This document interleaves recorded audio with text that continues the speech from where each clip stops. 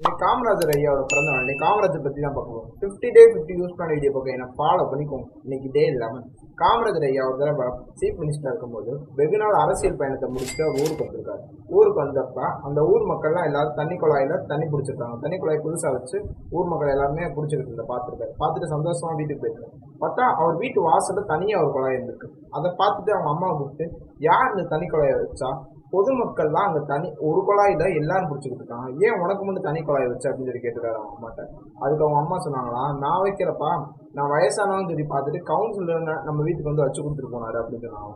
உடனே மாநகராட்சிக்கு போன் அடிச்சு இந்த குழாயை எடுத்துட்டு போங்க அப்படின்னு சொன்னாங்க. அதுக்கு அவங்க அம்மா போய் கேட்டாங்க காமராஜர் அவர்கிட்ட, ஏன்பா கவுன்சிலர் இருக்க கருணை கூட உன்ட்ட இல்லையப்பா, நான் வயசானவங்க நினைச்சு அவள் எனக்கு குழாய் வச்சுட்டு கொடுத்துட்டு போனா, நீ உங்க அம்மாவுக்கு ஒரு குழாய் வச்சு கொடுக்க நினைக்க மாட்டேன்றேப்பா அப்படின்னு சொன்னாங்க. அது காமராஜர் அவர் சொன்னாதான், இல்லம்மா இன்னைக்கு நான் குழாய் வைக்கிறேன், அடுத்து என்ன பார்த்து நாளைக்கு மினிஸ்டர் வீட்டில் குழாய் இருக்கும், அதுக்கப்புறம் எம்எல்ஏ